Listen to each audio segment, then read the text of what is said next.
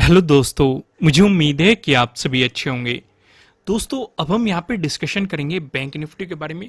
दरअसल आप अगर सिचुएशन को देखेंगे, निफ्टी 50 की बात करेंगे, इसने अपने प्रीवियस डे लो पर सपोर्ट लेके एक बाउंस दिखाया है और फिर उसके बाद ज्यादातर साइडवेज मार्केट मोमेंटम देखने को मिला है।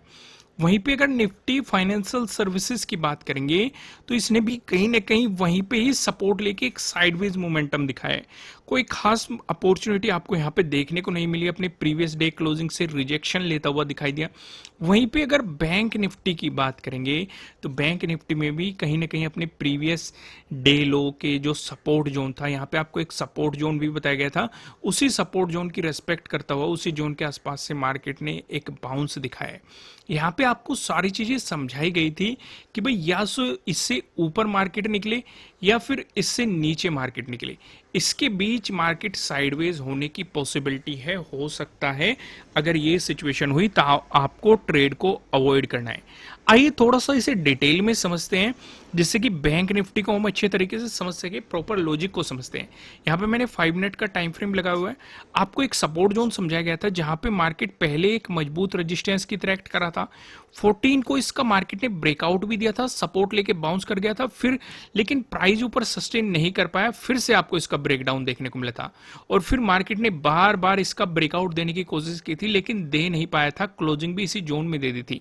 आप देख सकते हैं कितनी बार मार्केट ने इसका ब्रेकआउट देने की कोशिश की, नहीं दे पाया। 15 को मार्केट ने इसका ब्रेकआउट दिया तो इसने एक मजबूत सपोर्ट के रूप में एक्ट किया।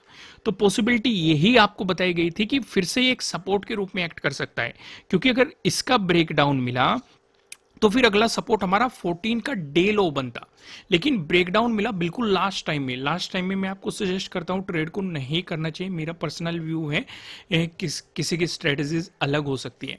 लेकिन अगर मार्केट यहां पे प्रीवियस डे क्लोजिंग से ऊपर जाता तो यहां पे अगला एक मजबूत रेजिस्टेंस हमारे लिए प्रीवियस डे हाई रहता। तो यानी कि अपॉर्चुनिटी तभी थी, या तो मार्केट प्रीवियस डे हाई का ब्रेकआउट दे तो हमारा सेटअप बने प्रीवियस डे हाई के ब्रेकआउट वाला, या फिर मार्केट इस सपोर्ट जोन का ब्रेकडाउन दे, हमारा सेटअप बने प्रीवियस डे लो के ब्रेकडाउन वाला। लेकिन मार्केट ने आपको दोनों साइड कोई अपॉर्चुनिटी नहीं दी, एक साइडवेज मोमेंटम दिखाया।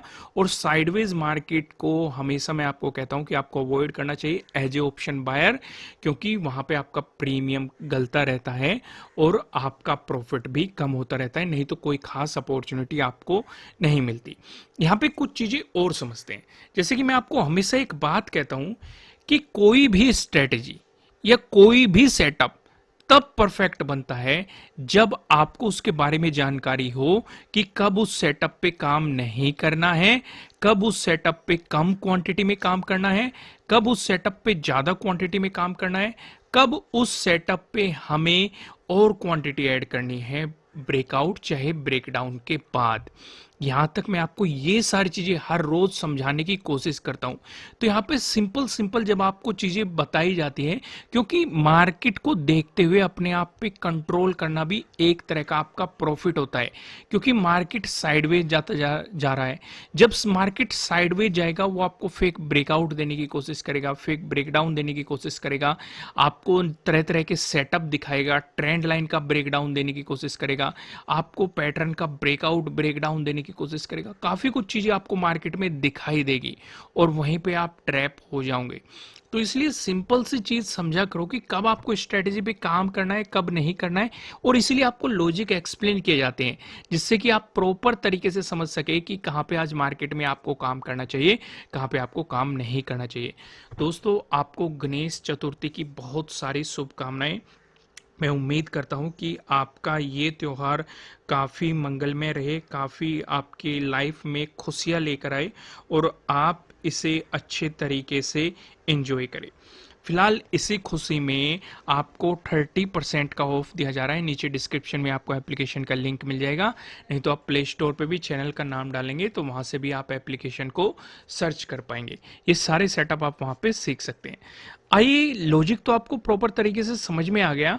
अब यहाँ पे थोड़ी सी सिचुएशन समझते हैं, कल के लिए हमें तैयारी किस तरीके से करनी है।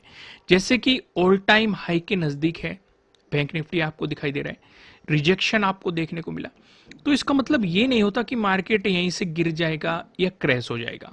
हो सकता है ये कुछ प्रॉफिट बुकिंग आ रही हो या फिर मार्केट टाइम स्पेंड कर रहा हो, क्योंकि जैसे आप यहां पे देखेंगे यहां पे भी मार्केट ने टाइम स्पेंड किया था, और यहां पे देखो यहां पे भी मार्केट ने बार बार आके टाइम स्पेंड किया था, फिर जाके ब्रेकआउट दिया था। अगर इस वाले सिनेरियो पे देखेंगे आपको सेम ही सिचुएशन बार बार नजर आएगी, और जरूरी नहीं आपको ब्रेकआउट मिले, हो सकता है रिवर्सल भी देखने को मिल जाए। जैसे यहां पे टाइम स्पेंड किया था तो मार्केट ने एक रिवर्सल दिया था।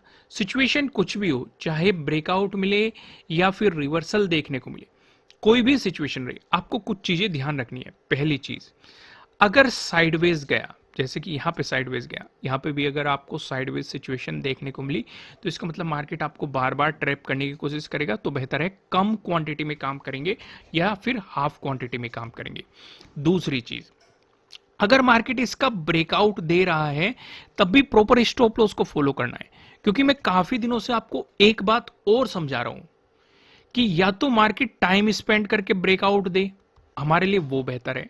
अगर सीधे ब्रेकआउट आ रहा है तो मार्केट को एक बार रीटेस्ट करने दो, बेहतरीन सा प्राइस एक्शन बनाने दो। अगर रीटेस्ट नहीं करता है तो ब्रेकआउट देने के बाद कुछ टाइम स्पेंड करके फिर एक ब्रेकआउट देने दो, तो वो सिचुएशन हमारे लिए ज्यादा बेहतर रहेगी। यहां से बस मैं आपको यही समझाना चाहता हूं। एक चीज और मैं आपको समझाना चाहता हूं, अगर मार्केट में यहां से मोमेंटम आया तो आपके लिए एक मजबूत रेजिस्टेंस ये बनेगा 46,400 के अराउंड।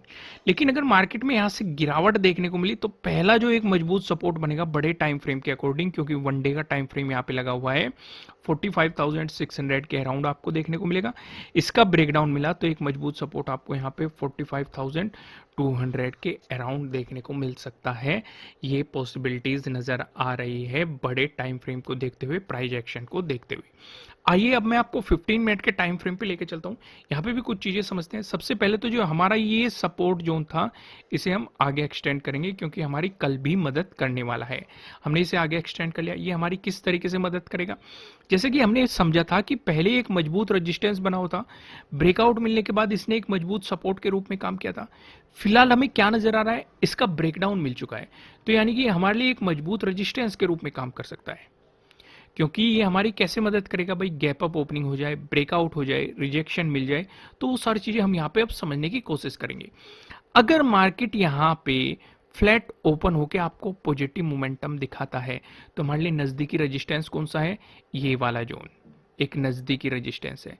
तो खुद सोचो, अगर फ्लैट ओपन होके मार्केट पॉजिटिव चलने लग गया तो क्या बाइंग साइड पोजीशन बनाना समझदारी होगी कि नहीं?